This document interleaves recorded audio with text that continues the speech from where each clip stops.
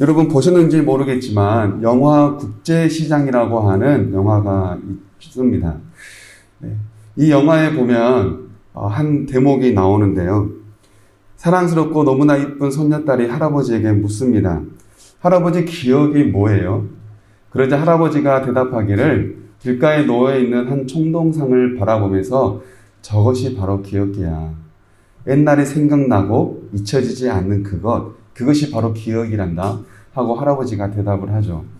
그러자 손녀가 명대사를 날립니다. 할아버지, 그러면 니은은 뭐예요?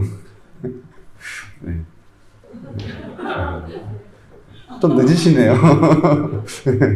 네, 생각보다 많이 늦으시군요. 엉뚱한 것 같은 이 대답 속에 기억이라고 하는 것을 생각해 보게 됩니다. 오늘이 존재할 수 있는 이유는 쉽게 잊혀지지 않는 역사가 있기 때문입니다. 그렇다면 오늘이 있게 한 역사를 기억하는 것은 우리에게 아주 소중한 일이라고 할 수 있습니다. 오늘 본문에도 하나님께서 이스라엘 백성들에게 여호와 하나님을 기억하라 라고 말씀하십니다. 오늘을 있게 하신 하나님의 역사, 하나님의 일하심을 기억하는 것은 아주 소중합니다. 왜냐하면 과거에 함께 하셨던 그 하나님을 기억해야 오늘의 하나님이 소중하게 여겨지게 되고, 과거에 있었던 그 하나님의 일을 기억할 수 있어야 앞으로 내 삶을 이끌어갈 미래의 하나님에 대한 소망을 갖게 되기 때문입니다. 그러니 그동안 우리가 살아왔던 삶의 자리에서 언제나 함께 하셨던 그 하나님의 일하심, 하나님의 역사, 하나님의 인도하심을 늘 우리가 기억하고 되새겨 사는 것은 하나님 앞에서 우리에게 아주 소중한 일이 됩니다. 이스라엘 백성들은 하나님께서 주시기로 약속한 그 가나안 땅을 향하여 나아가는데 40년의 힘든 광야 생활을 마치고 이제 하나님께서 말씀하신 그 약속의 땅 가나안을 눈앞에 둔 상황입니다. 그런데 예견치 못하게 요단강이라고 하는 큰 난관을 만나게 됩니다. 넘실거리는 요단강, 어떻게 하면 하나님께서 주신 그 약속의 땅을 이룰 수 있을까라고 하는 고민에 빠지게 하는 장애물이 되고 맙니다. 하나님께서는 언약궤를 맨 제사장이 먼저 출발을 시키게 하고 그들이 먼저 물에 발을 담금으로 요단강을 마르게 하는 역사를 보이십니다. 하나님 말씀 앞에 순종한 결과 이스라엘 백성들은 무사히 요단강을 건너게 되고 하나님의 인도하심에 따라 가나안 땅, 약속의 땅에 도착하게 됩니다. 그런데 이때 하나님께서는 요단강을 건너게 하신 하나님을 기억할 수 있도록 하나의 명령을 내리십니다. 그것은 바로 요단강 한가운데에 있던 12개의 돌을 주워다가 건너편에 세워 하나님께서 이 강을 건너게 하셨다라는 사실을 역사적으로 기억할 수 있도록 기념비를 세우라는 말씀입니다.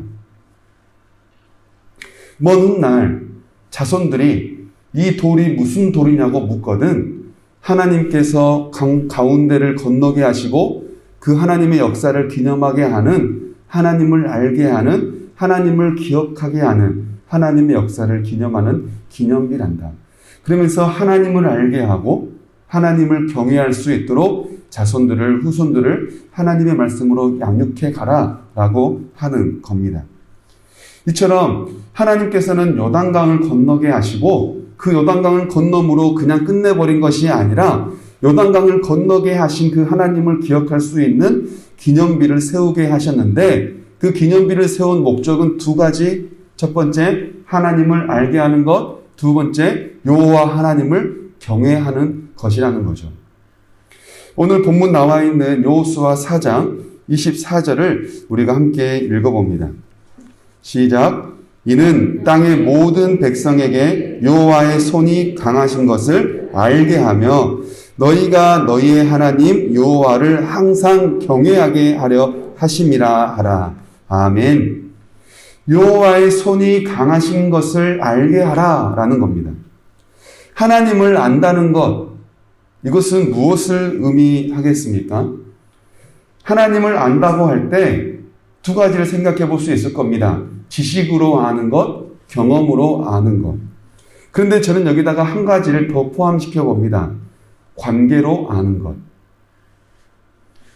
하나님을 아는 것이 지식으로 그치는 것이 아니라, 그리고 과거에 있었던 몇 번의 경험으로 그치는 것이 아니라 지금 내가 하나님과 관계를 유지해 가고 있는 것, 이것이 바로 하나님을 안다고 말할 수 있는 거죠. 과거에 알았던 하나님, 성경을 통해 또는 부모님에게 들었던, 예배를 통해 들었던 그 하나님에 대한 지식을 알고 그 지식으로만 알았던 하나님을 내 삶 가운데 경험하게 되고, 그 하나님과 지금 내가 관계를 맺으며 하나님 말씀 앞에 순종하고 하나님 앞에 기도하며 하나님께 내 삶을 맡겨드리며 하나님을 내 삶의 주인으로 모시고 사는 삶, 지금 내가 하나님과 함께 교제를 나누고 있을 때 우리는 비로소 하나님을 안다 라고 말할 수 있다는 거죠. 하나님을 안다고 할 때 관계를 유지하는 것, 이 관계가 왜 중요할까요? 시편 53편 1절에서는 이렇게 말씀합니다. 함께 읽어볼게요. 시작. 어리석은 자는 그의 마음에 이르기를 하나님이 없다 하도다. 그들은 부패하며 가증한 악을 행하며 선을 행하는 자가 없도다. 어리석은 자들이 하나님을 알지 않는다고 말하지만 결말로 이들이 하나님을 모르겠습니까? 하나님을 알지만 하나님을 없다라고 여기는 자들, 그래서 어리석은 자들이라고 말하는 겁니다. 하나님을 알면서도 하나님이 없다라고 생각해버리는, 그래서 그들의 삶은 결국 부패요 가증이요 악을 행하는 삶을 살고 마는 겁니다. 어리석은 자, 하나님을 알지만 왜 하나님을 모른다고 말할까요? 알기는 알지만 하나님과 관계를 맺어 살지 않기 때문입니다. 그렇다 보니 그들의 삶은 부패가 있고 가증함이 있고 죄악이 있는 겁니다.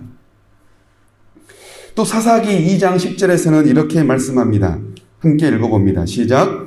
그 세대의 사람도 다 그 조상에게로 돌아갔고 그 후에 일어난 다른 세대는 여호와를 알지 못하며 여호와께서 이스라엘을 위하여 행하신 일도 알지 못하더라. 하나님을 알았던 세대, 하나님 말씀에 순종하며 살았던 여호수아 세대가 죽고 그 다른 세대가 일어났는데 그들이 하나님을 알지 못한대요. 그런데 이것이 말이 됩니까? 수없이 아버지에게 하나님에 대해 들었을 것이고 수없이 아버지에게 부모님에게 하나님에 대한 이야기를 전해 들었지만 하나님을 알지 못한대요. 왜냐하면 알기는 알지만 듣기는 들었지만 지금 내가 하나님과 아무런 관계가 없기 때문입니다. 하나님을 알지 못한 결과 이들의 삶이 어떻다고 말해요? 그 뒤에 있는 11절, 12절 함께 읽어볼게요. 시작. 이스라엘 자손이 여호와의 목전에 악을 행하며 뭐예요? 여호와의 목전에 하나님을 알지 못하는데 하나님이 없다는데 어떻게 여호와 목전에 악을 행합니까? 하나님이 있다는 얘기죠. 하나님이 있는데 그 목전에서 악을 행한대요. 뭡니까? 하나님을 없이 여기는, 하나님을 무시해버리는, 하나님을 알지만 하나님과 아무런 관계없이 사는 그들의 삶을 이야기합니다. 그 뒤에요. 바알들을 섬기며 애굽 땅에서 그들을 인도하여 내신 그들의 조상들의 하나님 여호와를 버리고 다른 신들 곧 그들의 주위에 있는 백성의 신들을 따라 그들에게 절하여 여호와를 진노하시게 하였으되. 하나님을 알지만 여호와의 목전에서 악을 행하는, 하나님을 무시해버리는 이들의 삶을 말합니다. 그리고 그들의 삶의 결국은 죄악, 하나님 앞에 죄를 짓는 삶이 되고 마는 거죠. 그러니 하나님을 안다는 것은 지식으로 아는 것, 몇 번의 경험을 통해 아는 것이 다가 아니라 지금 내가 삶 가운데에 하나님과 관계를 맺으며 살고 있는가, 하나님이 중심이 되어 살아가고 있는가, 하나님께서 주신 말씀을 따라 살아가는 삶 가운데 있는가, 그렇게 매일 하나님 앞에 엎드리며 하나님과 관계를 유지하며 살아가고 있는가. 이것이 바로 우리에게 주시는 하나님을 아는 것이라는 거죠. 그렇다면 우리는 어떤 하나님을 아는 것이 중요할까요? 24절에 우리가 조금 전에 읽었던 대로 여호와의 손이 강하신 것, 여호와의 손이 강하신 하나님을 아는 겁니다. 하나님이 강하시다는 것, 오늘 맥락을 통해 나타난 하나님의 강하신 뭡니까? 홍해를 건너게 하신 그 하나님께서 요단강도 건너게 하신, 흐르는 강물을 끊어버리고 젖은 땅을 말라버리게 하시는 그 하나님의 강하심을 우리는 알아야 할 겁니다. 그런데 강하신 하나님을 알고 요단강을 건너게 하신 하나님을 안다 할 때 우리는 이 하나님을 기적을 베푸시는 하나님으로 국한시키기 쉽습니다. 하나님의 강하신 기적. 그래서 우리는 하나님께 자꾸 기적을 요구하게 되는 경우가 생기게 되죠. 그러나 오늘 본문은 단순히 기적의 하나님을 말하지 않습니다. 그 이상의 하나님을, 그 이상의 강하심을 우리에게 말씀해 주는데요. 여호수아 4장 7절 우리 함께 읽어봅니다. 시작. 그들에게 이르기를 요단물이 여호와의 언약궤 앞에서 끊어졌나니 곧 언약궤가 요단을 건널 때 요단물이 끊어졌으므로 이 돌들이 이스라엘 자손에게 영원히 기념이 되리라 하라 하니라. 아멘. 여호와의 언약궤 앞에서 뭐가 일어난 거예요? 요단강이 끊어졌던 거예요. 언약궤가 요단강을 건널 때 요단강이 끊어졌다는 겁니다. 그러니 결국 요단강이 끊어졌다는 건 누구 앞에서 끊어졌다는 거예요? 여호와 하나님 앞에서 끊어졌다는 겁니다. 이것이 우리에게 무엇을 의미합니까? 하나님은 단순히 기적을 일으키시는 하나님인 것이 아니라 요단강의 주인이심을 말하는 겁니다. 그 누구도 그 무엇도 하나님의 약속과 하나님이 이루어 가시는 일을 막을 수 없다는 것을 우리에게 말씀해 주고 있습니다. 이 세상에 있는 모든 것이 하나님께 속해 있음을 우리에게 깨닫게 합니다. 기적이라는 것, 우리에게 기적인 것이지 하나님 앞에서는 기적이 아닙니다. 내 삶 가운데 봤을 때 기적인 것이지 하나님 앞에서는 아무런 기적이 아닌 겁니다. 왜냐하면 요단강도 하나님의 것이기 때문입니다. 죽었던 사람이 살아나는 것, 우리가 봤을 땐 기적이지만 하나님 앞에서는 기적이 아닌 거예요. 넘쳐 흐르는 요단강물이 멈춰선 것, 우리가 봤을 땐 기적이지만 하나님은 얼마든지 일으킬 수 있는 하나님의 일인 겁니다. 하루 종일 잡지 못했던 물고기를 잡아버리는 것, 그 누구도 알지 못했던 수많은 물고기를 잡았던 것, 베드로가 봤을 때 기적이지만 하나님이 봤을 땐 아무런 기적이 아닌 겁니다. 여기서 우리에게 말씀하시는 하나님의 강하심이란 우리 삶 가운데 기적을 일으키는 그 기적으로만 하나님을 국한시키는 것이 아니라 하나님은 이 세상의 주인이심을 우리에게 깨닫게 하는 겁니다. 여러분 한번 이렇게 선포해 보실까요? 하나님은 세상의 주인이십니다. 아멘.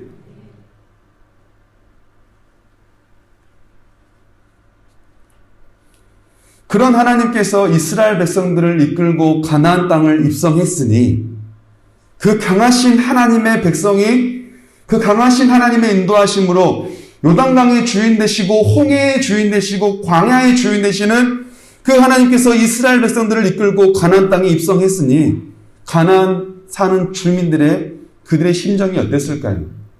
오늘 본문 뒤에 있는 여호수아 5장 1절이 그들의 심정을 이야기해 주는데요. 우리 함께 읽어볼게요. 시작. 요단 서쪽의 아모리 사람의 모든 왕들과 해변의 가나안 사람의 모든 왕들이 여호와께서 요단 물을 이스라엘 자손들 앞에서 말리시고 우리를 건너게 하였음을 듣고 어떻게 됐다는 거예요? 마음이 녹았고 이스라엘 자손들 때문에 정신을 잃었더라. 아멘. 하나님 앞에서는 기적이 아닌 거예요. 어떻게 우리가 저 가나안 땅을 차지할 수 있습니까? 10명의 사람들이 악평을 했지만 그들의 마음이 녹아버리고 정신을 잃어버렸대요. 이스라엘 백성들이 봤을 땐 기적이지만 하나님의 입장에서 봤을 땐 기적이 아닌 겁니다.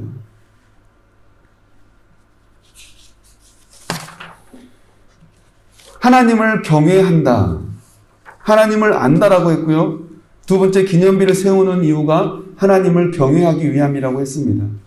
하나님을 경외한다는 것 무엇입니까? 하나님의 강하심. 이 세상의 주인 되시는 그 하나님 앞에서 우리의 마음이 녹아버리는 것. 이 세상의 주인 되시는 하나님 앞에 서면 우리의 정신이 잃어버리는 것. 그 하나님을 우리가 고백하는 것. 이것이 바로 경외입니다. 두려움이죠. 그런데요, 하나님을 경외한다라고 할 때 경외는 그냥 두려움으로만 끝나지 않아요. 강하신 하나님 앞에 섰을 때 두려운 자들은 누굴까요? 가나안 주민들입니다. 왜요? 우상을 섬기고 하나님의 백성이 아니거든요. 하나님과 원수이기 때문에 하나님이 두려운 겁니다. 그런데 하나님의 강하심이 요단강을 건너게 하신, 홍해를 건너게 하신, 광야의 40년을 지켜주시고 약속의 땅을 도착하게 하신 이스라엘 입장에서 봤을 때 그 강하심은 두려움이 아니라 은혜예요.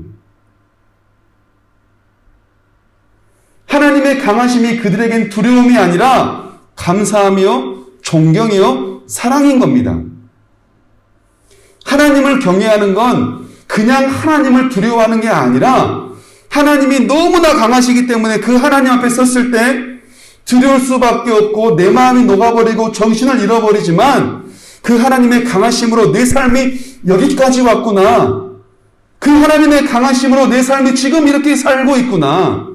그 하나님의 강하심이 수많은 기적을 일으켜 내 삶을 여기까지 인도해 주셨구나라고 하는 그 신실한 고백과 사랑과 존중과 존경의 고백이 바로 합쳐져 경외라고 말할 수 있는 겁니다.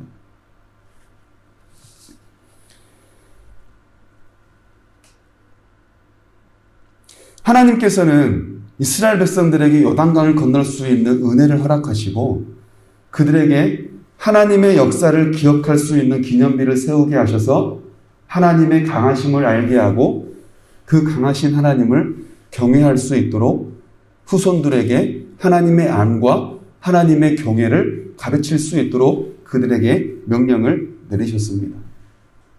그렇다면 우리는 이 말씀을 우리에게 적용해 볼 때 한 가지를 생각해 보게 됩니다. 과연 내 삶에는 하나님의 인도하심을 기억할 수 있는 기념비가 세워져 있는가? 오늘 말씀의 제목이 이야기를 남기는 삶이에요. 하나님의 이야기를 남기는 삶. 과연 내 인생에는 하나님의 이야기가 남겨져 있는가? 지금까지 살아온 내 인생에는 남에게 들려줄 수 있는, 내 자녀들에게 들려줄 수 있는 하나님의 역사적인 일들이 이야기로 남겨져 있는가? 우리는 스스로에게 질문을 해보게 됩니다. 오늘 본문에 있는 23절을 우리 함께 읽어봅니다. 시작. 너희의 하나님 여호와께서 요단물을 너희 앞에서 마르게 하사 너희를 건너게 하신 것이 너희의 하나님 여호와께서 우리 앞에 홍해를 말리시고 우리를 건너게 하심과 같았나니. 아멘. 하나님께서 기념비를 세우게 하신 이유는 후손들에게 하나님을 알게 하기 위함입니다. 후손들이 하나님을 경외하기 위함입니다. 그래서 이 기념비라고 하는 것을 생각할 때 우리가 집중하게 되는 대목은 너희의 하나님입니다. 여러분, 할아버지의 하나님, 아버지의 어머니의 하나님, 그 하나님에서 그칠 것이 아니라 너희의 하나님, 내가 하나님을 만나고 내가 하나님을 기억하고 내가 하나님과 관계해야 하나님을 안다라고 비로소 말할 수 있는 것처럼 남이 말해준 하나님에 대해서 그칠 것이 아니라 부모님에게 들었던 하나님의 이야기에 대해서 그칠 것이 아니라 이제는 내가 하나님을 만나야 한다는 겁니다. 그 하나님이 아버지의 하나님으로 끝나는 것이 아니라 너희의 하나님이 될 수 있도록 하라는 겁니다. 이 기념비를 통하여 너희의 하나님을 만나라는 겁니다. 그러니 우리에게 중요한 것은 그동안 내가 살아온 삶의 자리에 하나님의 인도하심, 하나님의 일하심을 기억할 수 있는 기념비가 세워져 있고 그 기념비를 통하여서 우리 자녀들에게 들려줄 하나님의 이야기가 있는지, 그리고 내가 함께 살아가는 사람들에게 그 하나님의 이야기를 들려줄 기념비가, 이야기가 만들어져 있는지 우리는 우리의 신앙과 삶을 돌아봐야 하는 겁니다. 이 기념비를 세우는 것, 내 삶 가운데 하나님의 이야기를 남겨놓고 하나님의 이야기를 만들어가는 것, 여러분, 우리에게도 소중한 일이겠지만 우리 자녀들에게도 소중한 일이 됩니다. 말씀을 맺겠습니다. 우리 삶의 요소요소에는 우리가 생각하지 못했던 하나님의 손길이 많이 묻어져 있습니다. 아무리 사소한 일에도 하나님의 계획하심과 하나님의 일하심이 있습니다. 다만 우리는 연약하고 한계적인 존재이기 때문에 하나님의 일하심과 하나님의 계획하심을 잘 알지 못하고 이해하지 못할 때가 많습니다. 그러나 분명한 사실은 하나님의 일은, 하나님의 계획, 하나님의 약속이 이루어지는 하나님의 일하심은 결코 멈추지 않는다는 사실입니다. 이것이 우리에게 주는 교훈은 하나님께서는 우리에게 기념비를 세울 수 있도록 수많은 흔적들을 우리 삶에 남겨놓으셨다는 겁니다. 단지 우리가 그것을 알아채지 못할 뿐인 거죠. 그렇다면 우리는 한번 해봐야 될 겁니다. 과연 내 삶에 남겨진 하나님의 흔적은 무엇일까? 과연 내 삶에 남겨진, 과연 내 삶에 새겨놓으신 하나님의 흔적은 무엇인가? 그 흔적을 다시 한번 생각해보고 새겨봐야 할 겁니다.